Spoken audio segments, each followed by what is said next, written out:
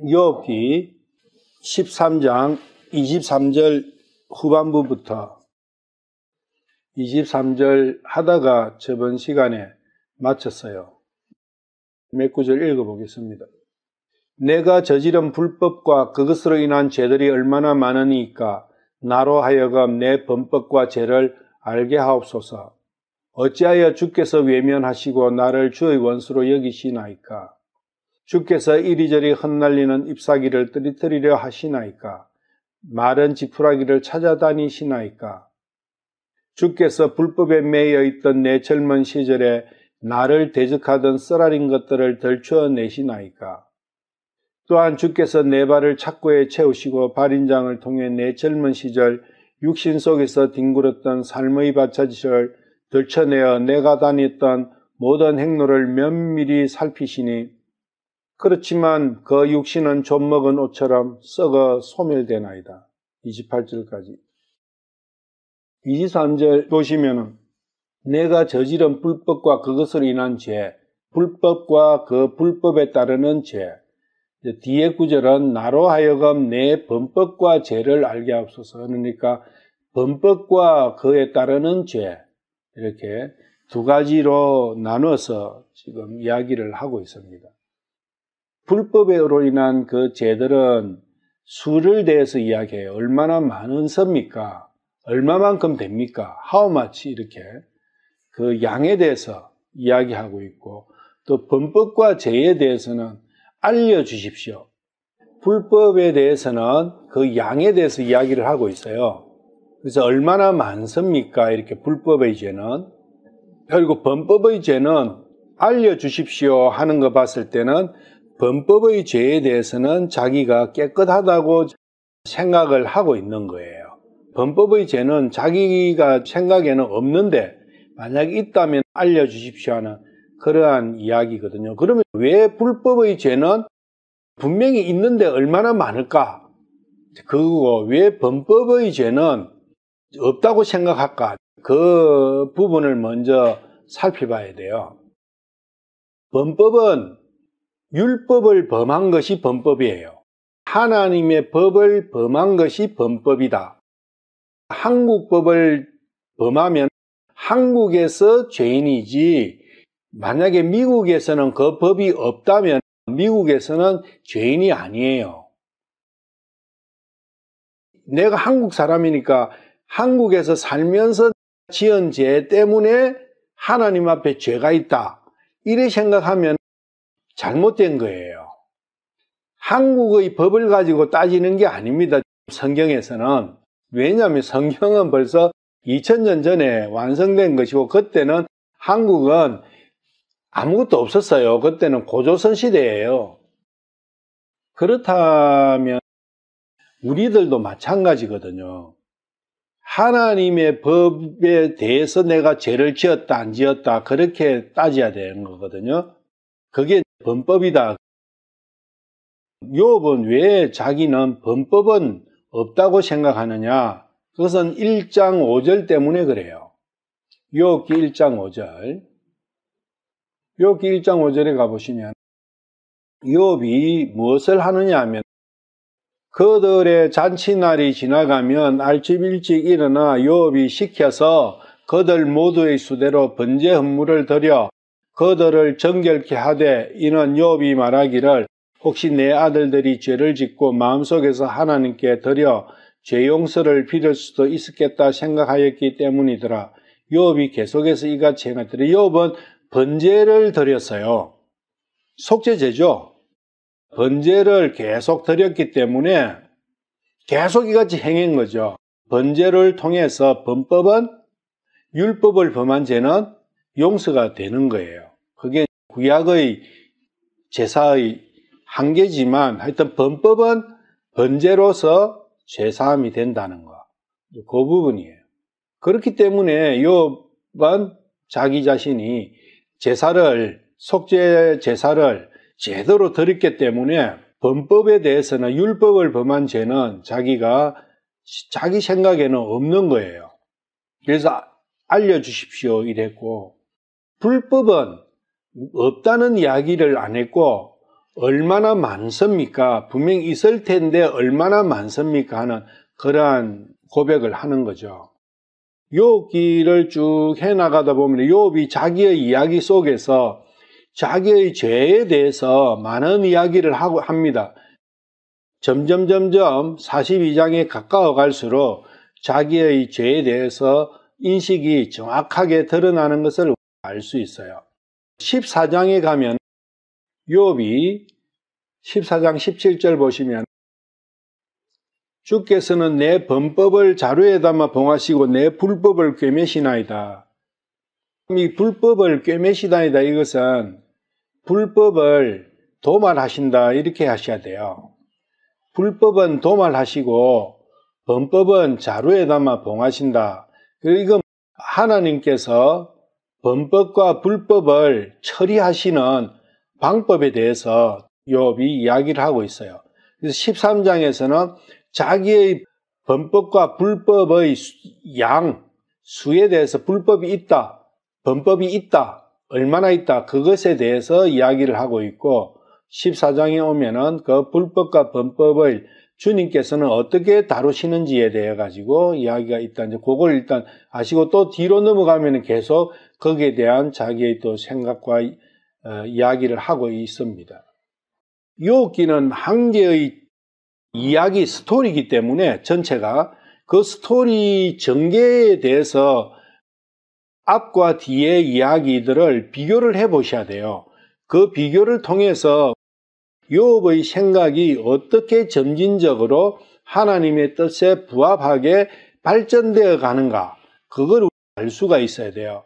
욥기를 구절 한 개 한 개 떼어갖고 그것을 내의 어떤 그러한 교훈으로 삼는다면 그것은 굉장히 제약될 수밖에 없고 잘못될 수 있는 가능성이 커요. 왜냐하면 욥은 며칠간에 일어난 그 친구와 욥과 하나님과 사탄과 엘리후에 대한 어떤 하나의 통의 그 이야기이기 때문에 이야기는 앞과 뒤에 서로 연관관계를 항상 가지고 있다는 거, 그 부분을 생각하면서 욥기를 봐야 된다는 거예요.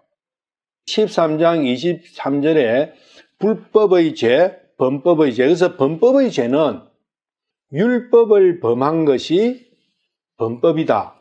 그래서 내가 내 범법이 뭔가 생각할 때 절대로 한국의 법, 그리고 우리가 통상적으로 사람들이 생각하는 나쁜 짓, 그거 아니다는 거죠. 하나님의 율법이라는 거, 그거 정확하게 인식해야 돼요. 하나님 앞에의 범법은 율법, 하나님께서 하지 마라 혹은 하라 하신 말씀을 어긴 것이 범법이에요. 그걸 정확하게 하지 않으면 죄에 대해서 무감각해져요. 우리는 보통 세상을 살다 보니까 남한테 해코지 할 수도 있고 잘못할 수 있고 뭐 이렇게 사회 통념상 하면 안 되는 거, 나쁘다 하는 거, 그런 걸 갖고 죄라고 인식할 수가 있어요. 그거 아니다라는 거죠. 그래서 죄를 몰라서 죄는 크게 불법의 죄와 범법의 죄 두 가지가 있는데 범법은 알았다는 거죠. 그러면 불법의 죄는 뭐냐? 불법은 법이 없는 거예요. 하나님의 법이 없는 상태에서 일어나는 죄다는 거죠. 율법 아니다는 거지. 그러면 불법은 뭐냐? 내 양심의 가책이다. 내 마음속에서 뭔가를 했는데 그게 꺼림칙하면 그게 불법인 거예요.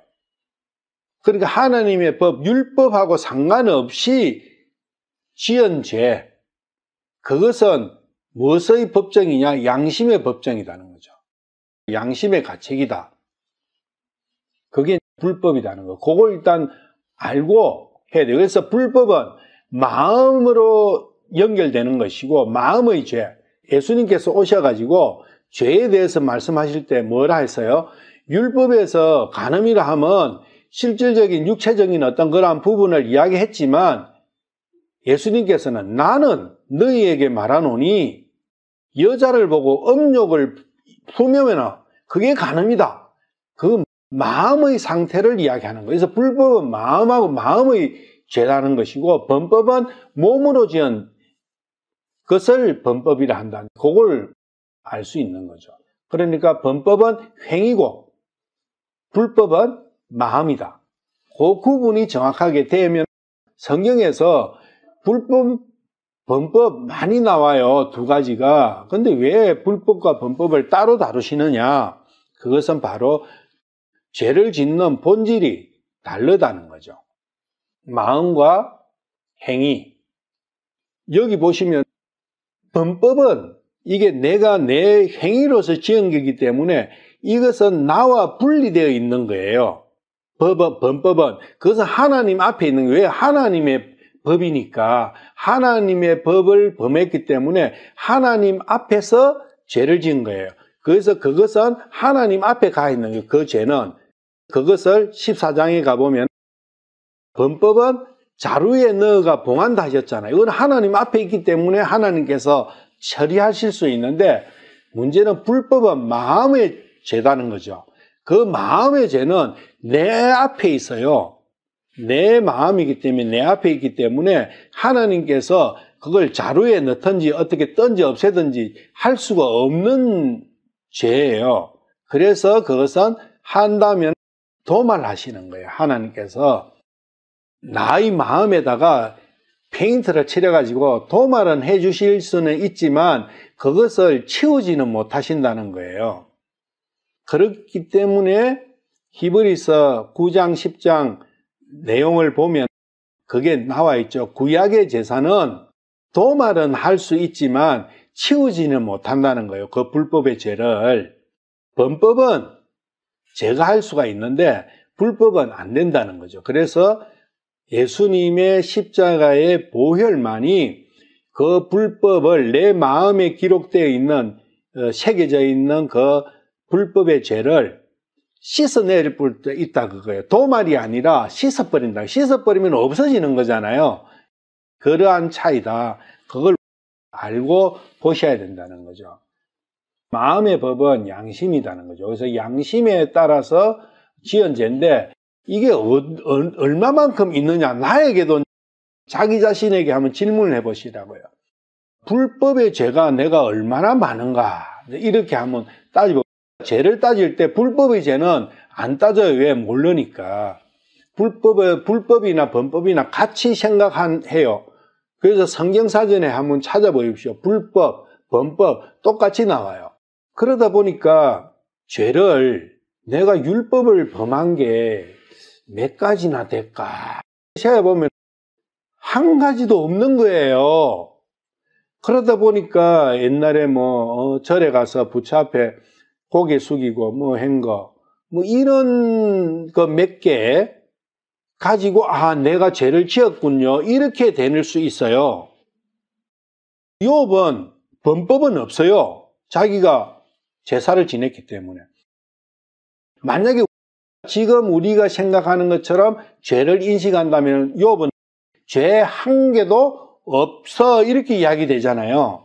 그런데 욥은 알기 때문에 그렇게 이야기를 하지 않습니다. 내가 범법은 잘 모르겠지만 없을 수도 있지만 왜 제사를 지냈으니까. 불법의 죄는 얼마나 많은가? 답은 불법의 죄는 셀 수 없다. 셀 수 없다. 그런데 왜 셀 수 없는가? 그걸 우리가 한번 보자는 거예요. 창세기 8장 21절. 주께서 향기로운 냄새를 맡으시고 주께서 마음속으로 이르시되 내가 다시는 사람으로 인하여 땅을 또 저주하지 아니하리니 이는 사람이 마음에서 상상하는 바가 어려서부터 악하기 때문이라. 여기에 하나님께서 결론을 내리신 게 있어요. 노아의 홍수 끝나고 이후에 하나님께서 노아에게 하시는 말씀이죠. 사람이, 그러니까 하나님께서 땅을, 우리 육신이죠. 땅을 더는 저주하지 않는다. 왜? 사람의 마음에서 상상하는 바, 사람이 자기 마음에서 생각하고 그 생각대로 움직이는 모든 것이 어려서부터 악한 거다. 그게 악한 거. 악은 뭘 만들어내요? 죄를 만들어내는 거예요. 그게 바로 불법의 죄입니다. 이 마음 자체가 마음에서 생각하는 모든 그 자체가 악한데 거기서 무슨 선이 나오겠는가 그 이야기입니다. 근데 우리는 잘 그걸 모르죠. 인식이 어려워요. 굉장히 이 말씀이 어려운 말씀인데 그 이후에 좀 더 구체적인 것을 신명기 29장 19절 그가 이 저주의 말들을 듣고도 마음속으로 자신을 축복하여 이르기를 내가 비록 내 마음의 상상 속에서 걸으며 목마름에 술 취함을 더하려 할지라도 내게 평안이 있으리라. 그게 이거 뭔 말씀이에요? 내가 내 마음대로 살더라도 나한테 평안이 있으리라. 하나님 말씀하고는 완전히 반대로 이야기가 되고 있는 그런 부분들. 이게 본성을 가진 사람의 한계다. 하나님의 말씀이에요. 내가 이러하냐? 하나님께서는 이러하다고 말씀하시는데 내가 아니다 하면은 뭔가가 성경에서 말씀하시는 사람에 대한 것과 내가 나를 생각하는 것이 어긋나 있다는 거. 그 부분을 생각을 해야 돼요. 시편 25편 11절 다윗의 고백이에요. 오 주여 내 불법이 크오니 주의 이름을 위하여 그것을 용서하소서. 다윗은 고백을 이렇게 내 불법이 큽니다. 크다는 그게 푸르른 성경의 저자는 주여 내 죄악이 중대하다. 중대하오니 이렇게 표현도 하는 거 보면 불법이 헤아릴 수 없다는 그러한 표현이라는 것을 알 수가 있어요. 구체적으로 이 불법이 어떻게 표현되고 있냐? 에레미야 7장 24절 그들이 귀담아 듣지도 아니하며 귀를 기울이지도 아니하고 자기들의 악한 마음이 꾀하고 상상하는 대로 걸으며 뒤로 물러가고 앞으로 나아가지 아니하였도다. 자기들의 악한 마음이 꾀하고 상상하는 대로 이게 뭐 자기 마음대로 산다 그 이야기입니다. 자기 마음 그 마음이 어떤 마음이냐? 무조건 악한 마음이에요. 하나님께서는 사람의 마음은 어려서부터 악하다. 딱 그렇게 결론을 내리셨잖아요. 그 마음대로 살면은 악한 길로 사는 거예요. 근데 사람들은 자기의 마음속에 있는 선을 따라서 살았기 때문에 선한 마음으로 살았기 때문에 선하다고 선한 거라고 생각하는 거예요. 인간이 생각하기에 선한 일, 착한 일, 좋은 일 이런 것을 선하다는데 하나님께서 그런 거는 없다. 딱 결론을 내리신 거예요. 그거는 네 생각이지. 왜 그러느냐? 예레미야 11장 8절 그들이 순종하지도 아니하며 귀를 기울이지도 아니하고 저마다 자기의 악한 마음이 상상하는 대로 걸었으므로 내가 그들에게 행하라고 명령하였으나 그들이 행하지 아니한 이 언약의 모든 말이 그들에게 임하게 하리라 하라. 그러니까 저주가 내린다. 자기 마음대로 살아면은 저주가 내린다. 자기 마음대로 사는 그게 순종도 아니하고 하나님의 말씀을 듣지도 않는다. 그 뜻이에요. 그런데 많은 사람들이 아니지 나는 하나님 말씀에 순종도 했고 하나님의 말씀에 귀를 기울이고 살려고 했는데 무슨 이야기냐 이렇게 이야기할 수도 있어요. 예레미야 16장 10절부터 14절까지 네가 이 백성에게 이 모든 말을 알려줄 때에 그들이 네게 말하기를 어찌하여 주께서 우리를 치시려고 이 모든 큰 재앙을 선포하셨느냐? 우리의 불법이 무엇이냐? 우리가 우리 하나님께 범한 우리의 죄가 무엇이냐? 여기에 백성들이 하나님 앞에서 이렇게 이야기하죠. 우리 불법이 무엇입니까? 우리가 무슨 불법을 저질렀습니까? 그리고 우리가 무슨 범법을 저질렀습니까? 하나님께 이렇게 되묻는 거죠. 많은 이 시대의 기독교인들에게 이러한 하나님의 심판이 이럴 거라고 이야기를 하면 아니 우리가 불법이 무엇이냐? 그리고 내가 하나님께 범한 죄가 무엇이냐? 내가 깨끗한데 나는 뭔 소리냐? 이렇게 이야기할 수 있어요. 그런 것에 대한 이야기예요. 에레미야 시대 때 그렇거든요. 에레미야가 백성들에게 심판이 오고 있다. 이렇게 이야기하니까 이러한 형태로 되묻는 거죠. 그러니까 11절 이하에 너는 그들에게 말하기를 주가 말하노라. 하나님께서 그 이유에 대해서 말씀을 하시죠. 그 까닭은 너희 조상들이 나를 버리고 다른 신들을 따라 걸으며 그들을 섬기고 그들에게 경배하며 나를 버리고 내 법을 지키지 아니하였기 때문이라. 너희가 너희 조상들보다 더 악하게 행하였나니, 그러니까 그 조상들도 하나님 버리고 다른 신을 우상 숭배를 하고 이렇게 나를 버리고 내 법을 안 지켰는데 너희는 너희 조상들보다 더 악하게 행하였다. 보라, 너희 각 사람이 자기의 악한 마음에서 상상하는 대로 걷는도다. 자기 조상들보다 더 악하게 한 게 뭐냐? 여기서는 너희들은 네 마음대로 살았다. 그것이 너희 조상들이 잘못한 것보다 훨씬 더 크게 잘못한 것이다. 그렇게 하나님께서 말씀해 주시는 거예요. 그들이 내 말에 귀를 기울이지 아니하나니 그러므로 내가 너희를 이 땅에서 쫓아내어 너희가 알지 못하는 땅, 곧 너희와 너희 조상들이 알지 못하는 땅에 이르게 하리라. 바벨론으로 붙들려 갈 걸 말씀하시는 거죠. 너희가 거기서 밤낮으로 다른 신들을 섬길 것이요. 바벨론으로 포로로 잡혀가면 싫든 좋든 거기서는 다른 신을 섬겨야 돼. 왜? 강제니까. 다른 신을 안 섬기면 죽여버리니까. 이스라엘 안에서는 다른 신을 섬기든지 안 섬기든지 그거는 자유로워요. 자기 스스로 섬기든지 이렇게 되는 거지만 포로로 잡혀가면 거기서는 네 자유가 없어져 버리니까 무조건 섬겨야 된다. 그런 이야기죠. 그래서 한번 섬겨봐라. 그게 얼마나 좋은 건지 그런 이야기예요. 하나님 말씀이. 내가 거기서 너에게 호의를 베풀지 아니하리라 하라. 그러니까 그 사람들이 밤낮으로 우상숭배 시켜도 꼼짝없이 해야 되는 것을 하나님께서 그들에게 축복 주시지 않고 힘을 도와주시지 않기 때문에 방법이 없다는 거예요. 주가 말하노라. 그런즉 보라, 날들이 이르니 다시는 말하기를 이스라엘 자손을 이집 땅에서 데리고 올라신 주께서 살아계신다 하지 아니하고, 그 사람들이 야, 너희들 이렇게 당해도 너희 하나님이 어디 있냐? 너희 기도 많이 하지? 기도 많이 해도 하나님이 어디 있냐? 없으니까 무슨 응답이 있냐? 이런 이야기들을 너희들은 들을 것이다. 그게 왜 그러냐? 너희들이 본질은 너희들 마음대로 살기 때문에 그러다. 12절에 그런 거죠. 너희 각 사람이 자기의 악한 마음에서 상상한 대로 걷는 것이다. 우리가 내 마음이 본질이 악하냐 안 악하냐 그것을 인정하느냐 그 문제예요. 하나님께서는 본질이 악하다 그렇게 말씀을 하셨는데 나는 악한 것도 있고 선한 것도 있는데요. 이렇게 생각하면 내 삶에서 내가 무슨 악하게 한 것은 내가 세어보니까 몇 개 없는데 이렇게 나오는 거예요. 그런데 내 마음이 본질적으로 악하다, 사악한 가운데 있다. 내가 이렇게 하든 저렇게 하든 내가 한 모든 것은 그거는 죄를 지었다 그 이야기예요. 그게 불법이라는 겁니다.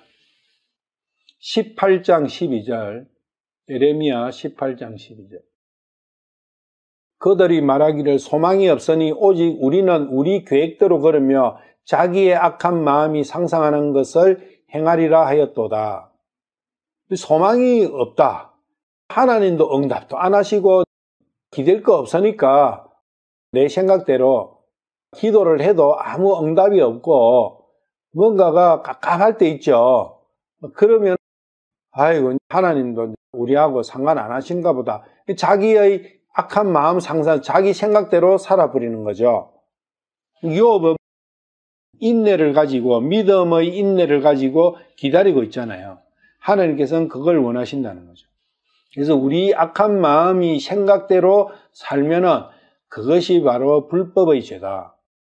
내가 살아온 내가 양심 속에서 양심을 가지고 살아온 그 모든 자체가 악 속에서 살았고 죄만 지으면서 살았다는 거예요. 그러면 불법의 죄는 어느 정도일까요? 이제 그렇게 보시면 되는 거죠. 여기서 상상한다 이것이 하니까 난 상상 안 하는데 내가 무슨 상상을 해. 그 허무맹랑한 상상 같은 거. 그런 게 아니고요. 구상이라 하는 거예요. 구상. 이게 마음에서 우리는 뭔가 일을 할 때 마음에서 구상을 하잖아요. 그걸 계획이라 하죠. 계획이나 구상이나 상상이나 같은 이야기예요. 뭔가 일을 할 때 먼저 마음속에서 따져보잖아요.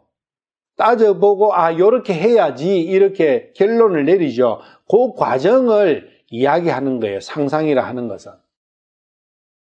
23장 17절. 그들이 나를 멸시하는 자들에게 여전히 이르기를 주께서 말씀하시되 너희가 평안하리라 하셨다 하며 또 자기 마음에서 상상한 대로 건너 모든 자에게 이르기를 재앙이 너에게 임하지 아니하리라 하였느니라. 속인다는 거죠. 그러니까 그대로 덮어버린다는 거죠.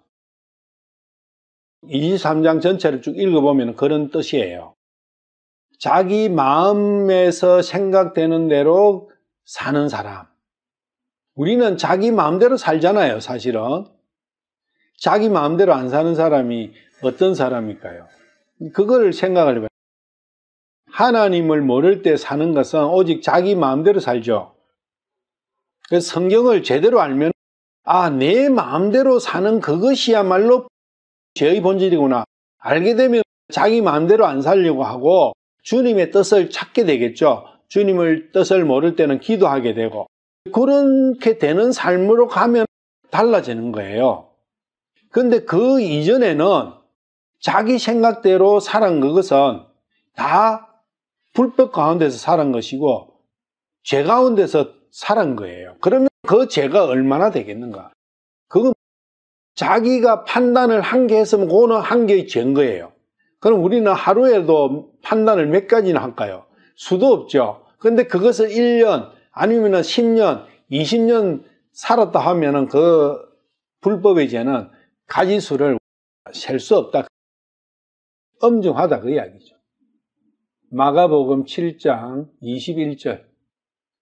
곧 사람들의 마음에서는 뭐가 나오느냐? 악한 생각, 간음, 음행, 살인, 도둑질, 탐욕, 사악함, 속임, 색욕, 악한 눈, 신성모독, 교만, 어리석음이 나오네. 이것밖에 안 나온다 그 이야기예요. 그럼 이것들이 나와가지고 이것들에 따라서 살았으면 그게 결과는 뻔한 거 아닙니까? 그런데 내 마음 안에는 악한 생각도 없고 간음도 없고 음행도 없고 살인도 안 했고 도둑질도 없고 탐욕도 없고 사악함도 없고 속임도 없고 색욕도 없고 악한 눈도 없고 신성모독도 없고 교만도 없고 어리석음도 없는데 이렇게 생각이 되는 거죠. 여기서 찾아보려면 모래사장에서 바늘 찾듯이 찾아보는 마음이 생기는 거예요. 내 안에 있는가 없는가. 그래 되면 곤란한 거예요. 온통 이것밖에 없구나 하면 그게 중요한데 참 어려운 거예요.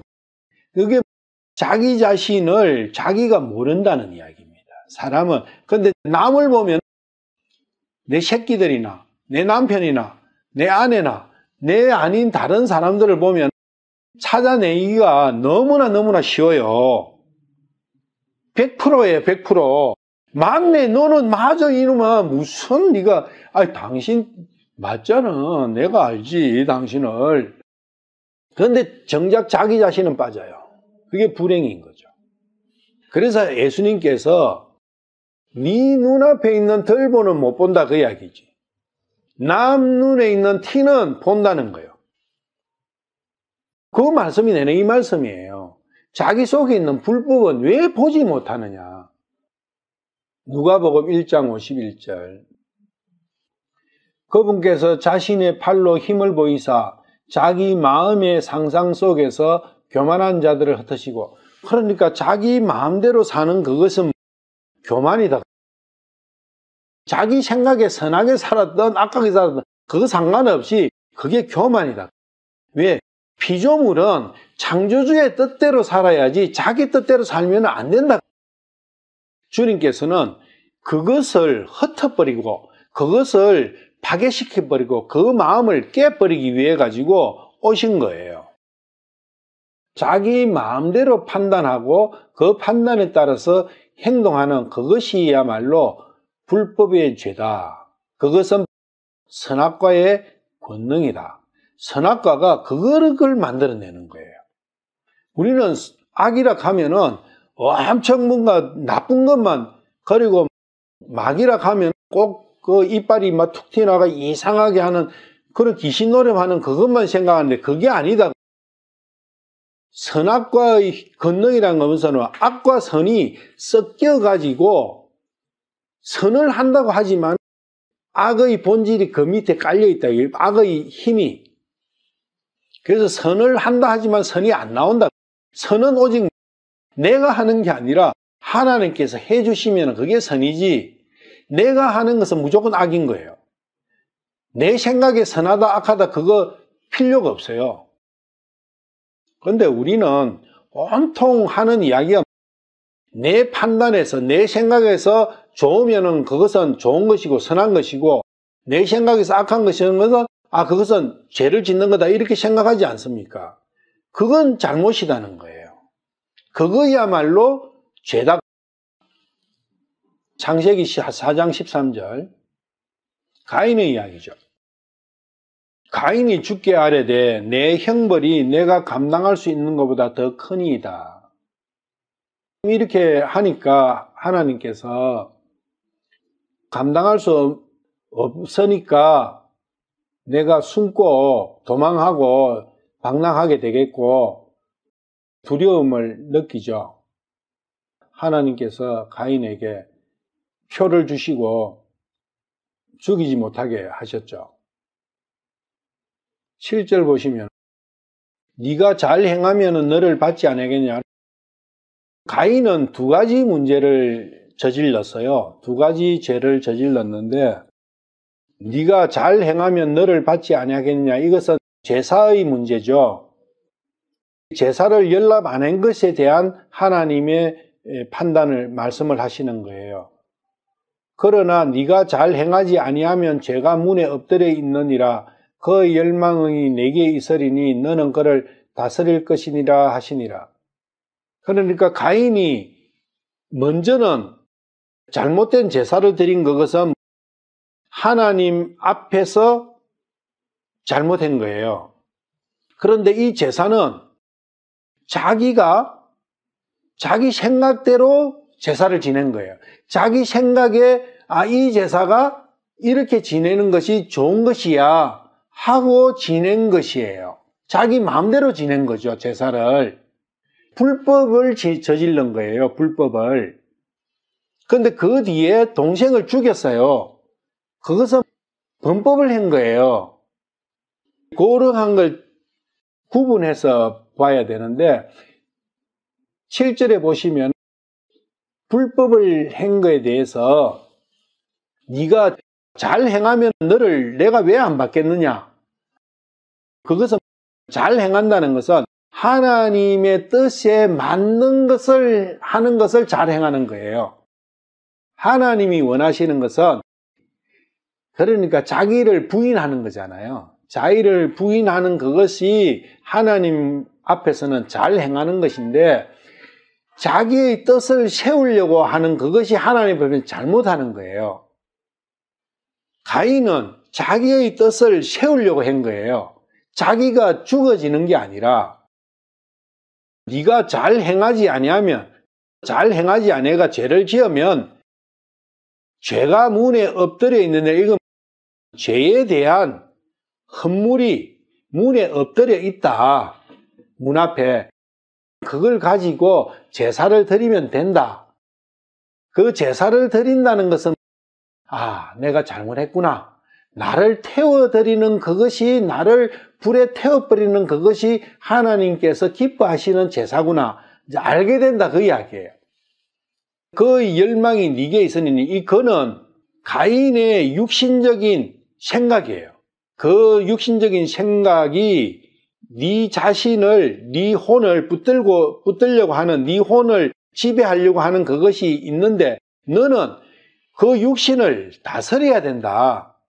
그 이야기죠. 그런데 결국은 다스리지 못하고 그 종으로 계속 살아가게 되죠. 그러다 보니까 자기 동생을 죽이는 그러한 문제가 나오는 거죠. 이 분노와 화와 어떤 이러한 부분은 이제 분노가 그런 살인을 저지르잖아요. 그것은 다 육신에서부터 나온다. 이제 그걸 우리가 알 수 있는 것이고. 그래서 이러한 형태로 불법과 범법을 구분을 할 수 있어야 된다. 불법은 내 마음에서부터 나오는 그러한 죄다.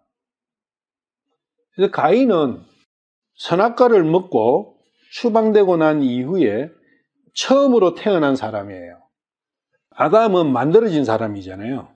만들어진 사람이고, 이 태어난 사람은 가인이 첫 번이죠. 첫 번째 사람부터 불법과 범법을 저지르고 산다. 여기에서 벗어날 수 없어요. 자연인은, 본성을 가진 사람은 벗어날 수 없다고요.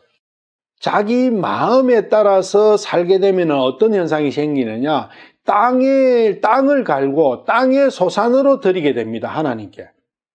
자기 마음에 따라서 살게 되면 100% 땅을 갈게 되고 땅의 소산으로 드리게 되고, 그리고 그것이 연락이 되지 않을 때는 분을 내게 되는 거예요. 그게 본성을 가진 사람의 속성이에요. 그러니까 좁은 문을 통과하지 않고 하나님을 따르는 사람들은 다 이와 같이 되는 거예요. 자기 생각 속에서 땅의 소산으로 드리면서 하나님께서 기쁘게 받으실 거라고 생각하는 거예요. 그리고 육신을 가지고 하나님을 섬기고, 육신을 가지고 자기 삶의 모든 것을 장식하는 사람. 그게 가인의 후손 아니냐. 하나님께서 그런 말이에요. 가인은 악한 자에게서 나왔다. 그것이 땅을 갈고 땅의 소산으로 하나님께 드리면서 하나님과 함께 신앙생활을 한다고 생각하는 그 사람들의 모습이 가인이고, 그러한 자들이 바로 악에 속한 사람이다. 악으로부터 나왔다. 그렇게 표현되는, 가인만 그런 사람이 아니에요. 지금도 엄청나게 많은 사람들이 가인의 후예로서 살아가고 있어요. 가인이 행동으로 잘못했겠어요? 제사를 지냈어요. 열심히 땀을 흘려가지고 땅에서 곡식을 재배해가 그 곡식을 정성스럽게 하나님께 드렸어요. 아니, 동생 죽이기 전까지 가인의 행걸 보세요. 거기서 나무랄 게 뭐 있습니까? 인간적으로 생각할 때. 대신에 아벨은 사람이 보기에는 빈둥이 놀았잖아요. 양 딱 풀어놔놓고 휘바람 부르면서 누워갖고 하늘 보면서 신화 짓고 노래나 읊고, 참 이 자연이 좋구나. 참 하나님이 만드신 거 참 좋네 하고 즐겼잖아요. 그 안에서. 양은 누가 키우세요? 하나님이 키우시는 거예요. 자기가 고생하고 자시고 할 것도 없어요. 그러면서 하나님께서 양은 다 보살펴 주시니까 하나님 감사합니다. 한 번씩 양 잡아가지고 하나님께 또 불태우면서 하나님 참으로 감사합니다. 이렇게 한 아벨하고 누가 옆에서 볼 때, 가인은 매일 그냥 땅을 가려면 자세가, 땅을 갱이질을 한다 하면 항상 땅만 쳐다봐야 되잖아요. 하늘 쳐다볼 여가가 어디 있어요. 맨날 땅 보고 이렇게 일하죠. 그러다가 거기 씨 뿌리고 하면 또 곡식 이렇게 추수하고 하늘 볼 여가가 없어요. 그런데 사람이 쫙 볼 때는 누가 성실합니까? 누가 잘해요? 가인이 잘하는 거예요. 그런데 하나님께서는 가인은 땅만 보고 살았지 않느냐? 아벨은 하늘만 보고 살았지 않느냐? 그걸 가지고 판단을 하시지, 지가 뭘 어떻게 했다는 그거는 하나님하고는 상관이 없어요. 네가 뭘 보고 살았느냐, 땅 보고 살았느냐, 하늘 보고 살았느냐, 그거다는 거죠. 그리고 양심의 가책을 느끼면 또 땅을 봐요. 고개를 떨구는 게 뭡니까? 땅 보는 거잖아요. 항상 땅만 봐요. 슬프도 땅을 보고 기쁘도 땅을 보고. 로마서 4장 15절. 율법이 진노를 이루기 때문이니 율법이 없는 곳에는 범법도 없느니라. 그래서 분법은 율법하고 짝을 이루는 거죠. 요한일서 3장 4절. 누구든지 죄를 범하는 자는 율법도 범하나니 죄는 율법을 범하는 것이니 이게 범법의 죄를 말씀하시는 거죠. 욥은 자기가 범법은 없다. 왜 없어요? 안에서 안 저질러서 없는 게 아니라 죄사를 지냈기 때문에. 범법의 죄는 율법을 범한 범법의 죄는 구약의 제사를 통해서 사해진다는 걸 알고 있는 거예요. 욥은. 그렇다는 것은 욥은 절대 율법 이전의 사람이 아니다는 거예요. 왜 율법이 모세에게 율법이 주어지면서 제사가 주어지잖아요. 그리고 불법과 범법을 뚜렷하게 딱 구분해가지고 죄를 이야기할 수 있는 것은 모세 시대 이전에는 없다고. 히브리서 10장 1절.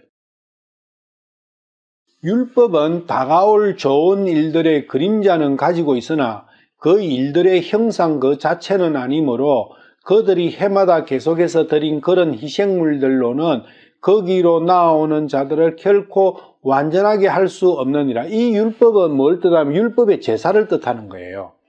그래서 율법의 제사로는 거기로 나아오는 자들을 결코 완전하게는 안 되는 거예요. 범법과 불법 두 개가 있는데 범법은 완전히 제거가 되는데 완전히 제거가 되고 거룩하게 할 수 있는데 이 불법 부분은 완전하게 안 되는 거예요. 그래서 덧칠만 해놨는 거예요. 10장 11절 히브리서. 제사장마다 날마다 서서 섬기며 자주 같은 희생물들을 드리되 그것들은 결코 죄들을 제거하지 못하거니와. 불법의 죄를 제거하는 게 아니라 도말해놨는 거예요. 페인트 칠해놨나 그 이야기입니다. 하나님의 피, 예수님께서 흘리신 그 보혈이야말로 십자가의 사건이야말로 이 죄들을 완전히 제거시키는 거다. 그래서 완전하게 할 수 있는 거다. 그 제사는 한 번으로 끝났다. 계속 있지 않는다. 왜? 구약의 제사는 제사장이 자꾸 죽으니까 계속 해야 되는데 신약의 예수님의 제사는 한 번으로 끝이다. 그러한 이야기가 쭉 히브리서에 나오죠. 욥기 13장 24절. 어찌하여 주께서 외면하시고 나를 주의 원수로 여기시나이까? 외면하신다는 것은 버리신다는 거예요. 버림받는다는 건데 어떤 사람을 아예 내 마음에서 지었어, 버렸어 이렇게 했을 때 그 사람이 어떻게 사는가, 그 사람은 무슨 말을 하는가 이런 걸 계속 탐지합니까? 안 하죠. 버려버리면서는 그건 내 관심밖에 끝난 거예요. 그게 그 사람이 뭘 하든 무슨 짓을 하든 무슨 말을 하든 상관이 없는 거예요. 그게 외면한다는 뜻이에요. 그런데 욥기 1장하고 2장을 보면 하나님께서는 욥을 어떻게 보고 계십니까? 내 종 욥을 유의해서 살펴보았느냐 할 정도로 사탄에게 하나님께서는 욥을 주시하고 계시잖아요. 주시 정도가 아니죠. 너무나 세밀하게 욥을 살펴보고 계시는 거예요. 그것은 욥을 외면하시지 않았다는 거예요. 단지 욥이 모르고 있을 뿐이죠. 그런데 왜 욥은 주께서 외면하시나이까 할 정도로 이렇게 생각을 하게 됐는가? 그것은 사탄이 그 생각을 하게끔 일을 꾸미난 거예요. 주님이 지금 욥을 원수로 여깁니까? 안 여겨요. 욥을 보호하고 계신다고요. 그리고 내 종 욥, 내 종이다. 그렇게 사탄 앞에서 욥을 자랑하시잖아요. 그런 욥이에요. 그런데 욥은 생각 속에서 하나님께서 자신을 외면하시고 원수로 여기시는구나. 그렇게 생각을 하고 있는, 그거 오해를 하고 있잖아요. 상황 판단이 반대로 가 있잖아요. 왜 반대로 하게 됐느냐? 바로 사탄이 욥을 생각을 그렇게 하나님께 대해 오해를 하도록 만드는 거예요, 상황을. 항상 지금도 사탄은 하나님과 나를 분리시키려고 이러한 작업을 하고 있다는 거예요. 그게 어떤 형태로든 꼭 환난이나 핍박 이것만이 아니라 어떤 경우는 사탕을 주기도 하고 어떤 경우는 돈을 주기도 하고 어떤 경우는 건강을 주기도 하고 또 어떤 경우는 뺏기도 하고 주고 뺏고 하면서 이 마음을 하나님과 나를 분리시키는 작업을 하는 거예요. 그런데 하나님께서는 항상 일정하세요. 하나님께서는 회전하는 그림자 없으세요. 하나님은 항상 일정하신데 내 마음이 요동치는 거예요. 어떤 상황에 따라서 내 마음에서 의심이 일어났다가 확신이 일어났다가 왔다리 갔다리 하는 거예요. 중요한 것은 지금 이 시대에 기독교인들은 어떨 때 확신을 가지십니까? 하나님께 대한 믿음을 불을 주시고 건강을 주시고 육신의 행복을 주시면 확신을 가져요. 대신에 불을 빼앗아가고 건강은 빼앗아가고 하면 원망하죠. 하나님 왜 이렇습니까? 왜 원수로 여기십니까? 저를. 욥이 하는 것처럼 똑같이 이야기하겠죠. 하나님께서 그런 상황을 만드시는 게 아니라 하나님 항상 한 곳에 계시는데 하나님은 그리고 은혜를 주시려고 항상 손에 풍성한 은혜를 주시려고 복을 쥐고 계시고 긍휼한 마음, 불쌍하게 여기시는 마음을 가지고 항상 주시하고 계시는 거예요, 나를. 그런데 사탄은 하나님께서 그런 분이시라는 것을 내 마음속에서 지어보려고 자꾸 획책하는 거예요. 우리가 그것을 정확하게 알면 하나님께 대한 믿음을 잃지 않고 살 수 있다는 거죠. 그래서 사탄은 항상 속이고 관계를 통해서 이간질을 시킨다. 특히 이 시대의 사람들은 이간질을 시키기 가장 좋은 것은 조금만 환난을 줘버리면 하나님을 원망하죠. 그리고 조금 돈만 탁 던져주면 와, 이거 돈 하나님께서 주신 거구나 이라고 또 열광하죠. 사탄이 잘 알고 있는 거예요, 그것을. 그런데 돈을 던져주는 것이 가장 쉬운 게 돈을 탁 던져주면 사람들은 하나님 앞에서 종교로 탁 돌아서는 거예요. 종교로 돌아서면 하나님을 축복하게 되죠. 하나님을 축복하게 되면 사탄이 이기게 되는 거예요. 그런 부분을 하나님께서는 나를 주시하고 계시다는 것을 항상 알고 계셔야 돼요. 왜? 내 안에도 하나님께서 만들어 놓으신 혼이 있잖아요. 하나님의 것이 각자의 마음속에 다 있잖아요. 있기 때문에 하나님께서는 어떠한 한 사람도 하나님 앞에 귀중하지 않는 사람이 없다는 거예요. 눈동자같이 지켜보고 계시는 거예요. 자기를 비하할 필요도 없어요. 그렇다 해서 자기를 하나님 앞에 뻐길 것도 없어요. 근데 우리는 자칫 잘못하면 너무 자기를 비하한다든지 하나님께서 나를 버리셨구나. 나는 가망 없어. 이렇게 절망할 수도 있고 어떤 경우는 참 내가 하나님 앞에 복을 받아가지고 이렇게 내가 하고 어깨에 또 힘줄 필요도 없어요. 그것은 하나님 앞에 둘 다 가증한 거죠. 시편 17편 6절 오 하나님이여 주께서 내 말을 들으실 터이므로 내가 주를 불러싸오니 주의 귀를 내게 기울이사 내 말을 들으소서. 오 주를 신뢰하는 자들을 주의 오른손으로 구원하시는 주여 그들을 치려고 일어나는 자들로부터 그들을 구원하시사 주의 놀라운 인자하심을 보여주소서. 나를 눈동자같이 지키시고 주의 날개 그늘 밑에 숨기사 나를 학대하는 사악한 자들과 나를 둘러싸서 죽이고자 하는 내 원수들로부터 내가 벗어나게 하소서. 그들은 자기들의 기름에 잠겨 있으며 자기들의 입으로 교만하게 말하나이다. 눈동자같이 지키신다는 거예요. 주님께서는 눈동자같이 지키세요. 누구나 할 것이 그 혼을 사랑하시고 귀하게 여기시는데 자기 자신이 하나님을 버리고 하나님을 던져버리면 방법이 없는 거예요. 유일한 방법은 하나님 불쌍히 여기십시오. 제가 이 악에 쌓여서 어찌할 바를 모르겠습니다. 제 힘으로는 꼼짝달싹도 할 수 없네요. 주님 불쌍히 여기십시오. 그렇게 하시면 하나님의 긍휼하심과 하나님의 은혜가 쏟아부어져요.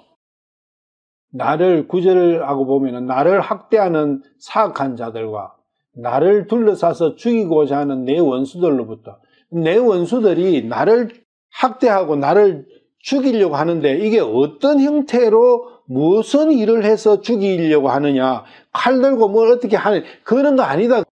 내 마음에서 하나님을 축복만 하면 죽는 거예요. 내가 내 입으로 하나님을 축복하게 만드는 거예요. 이게 학대하는 게 꼭 노예처럼 회초리를 들고 채찍질하고 그런 게 학대가 아니에요. 학대하는 것은 나를 죽이려고 하고 학대하는 것은 하나님을 축복하기만 하면 끝장나는 거예요. 그래서 대략 돈을 주고 권력을 주고 달콤함을 줘요. 그것이 나를 죽이는 것이고 나를 학대하는 거예요. 우리는 꼭 모든 기준을 육신을 가지고 판단하니까 이런 말씀이 전혀 내하고 상관이 없게 되어버리는 거예요. 마귀의 전략은 그렇게 눈에 우리가 알아차릴 정도로 그렇게 단순하게 1차원적으로 나타나지 않습니다. 최소한 3차원적으로 나타나요. 내 육신이 행복하게 되고 그 행복이 하나님 이 행복을 주시니까 더 큰 행복을 주십시오. 내가 10원 드릴 테니까 100원 주십시오. 하게 만드는 그것이 사탄의 전략이라고요. 육신을 평온하게 기쁘게 즐겁게 해주는 그것이 나를 죽이는 거라고요.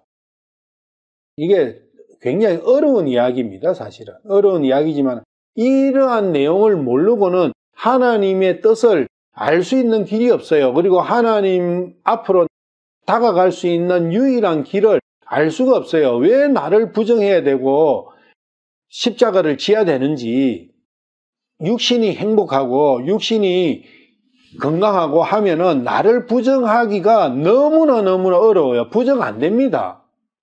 실패하고 쓰라린 가운데서 부정이 나오는 것이지. 원수로부터 지켜주는 게 뭐냐? 이 육신으로부터 나를 분리시켜주는 거예요. 그러려면은 육신이 깨져야 되는 거예요. 하나님께서 나를 지켜주신다는 원수로부터 지켜주는 게 육신이 깨지는 그것을 두시는 거예요. 우리는 지금 완전히 반대로 알고 있죠. 육신이 병들고 하는 것은 사탄이 나를 학대하는 것이고 육신이 행복하고 건강하고 돈도 많고 띵가띵가 하는 그것은 하나님께서 축복 주시는 거 생각하죠. 반대라는 거죠. 우리는 반대로 알고 있어요. 내 육신이 공고할 때 비로소 하나님에 대한 생각이 납니다. 탕자의 이야기가 그렇잖아요. 탕자가 돼지 먹는 지엽 열매도 못 먹어 자기 비참함을 알 때 비로소 아버지가 생각났잖아요. 선악과의 독에 취한 우리 피조물은 그렇게 되어 있는 거예요. 이 마음 구조가. 하나님께서 너무나 잘 아시잖아요. 그래서 하나님께서는 눈물을 흘리시면서 나가 그 고통, 육신의 고통 속에 잠기도록 허락하시는 거예요.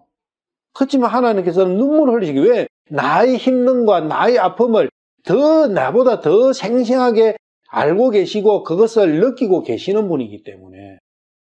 그렇지만 진리는 정확하게 알아야 된다는 겁니다. 원수는 나에게 뭘 주느냐? 육신의 행복을 줘요. 하나님께서는 육신의 고난을 주세요.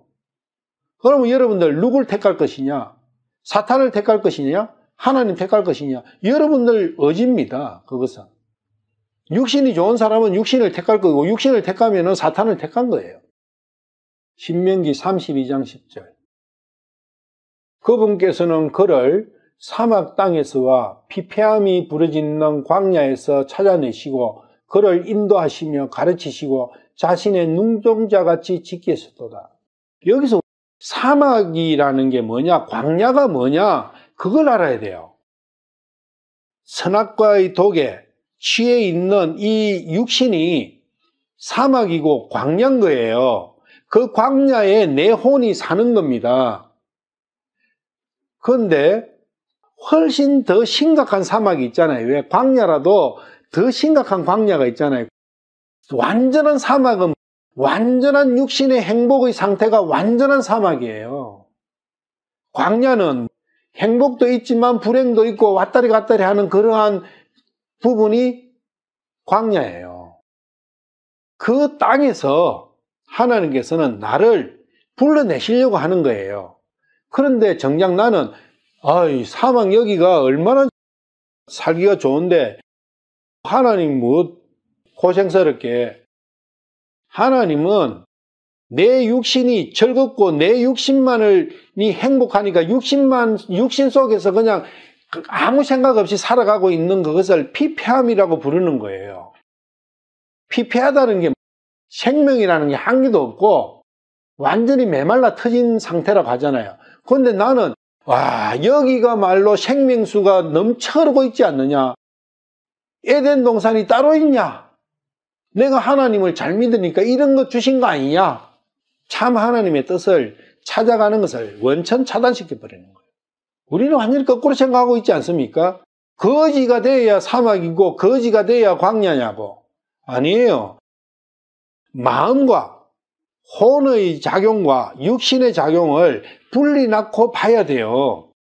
육신이 피둥피둥하고 육신이 엄청나게 잘 돼 있는 그것은 혼이 볼 때는 그것은 사막이다.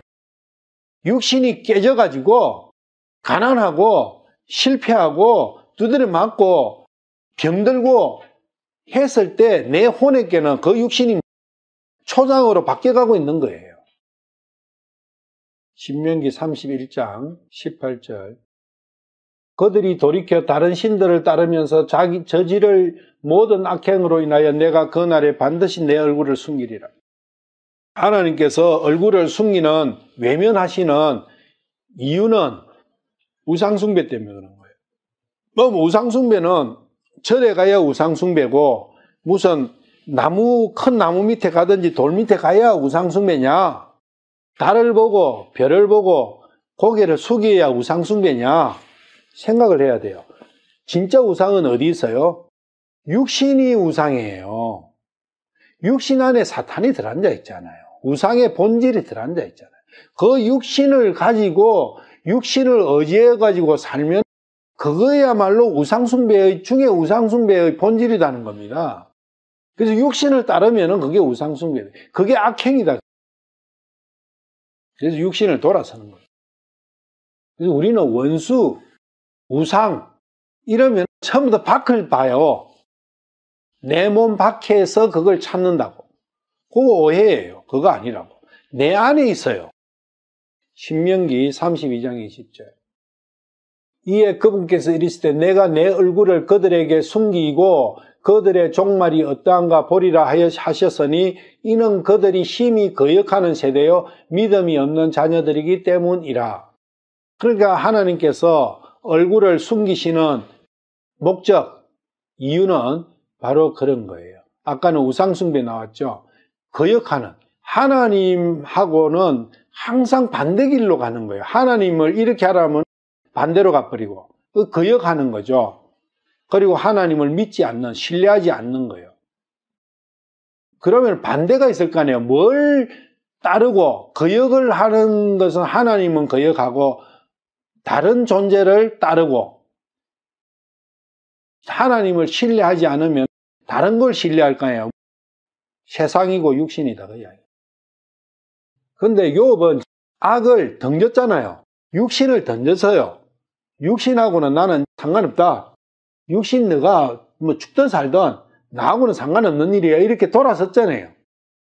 하나님께서 이스라엘에게 눈길을 떼신 것은 외면하신 것은 애굽에서 430년간 애굽에서 하나님께서 얼굴을 안 나서셨죠. 그 다음에 말라기 이후에 400년간 자신을 숨기셨잖아요.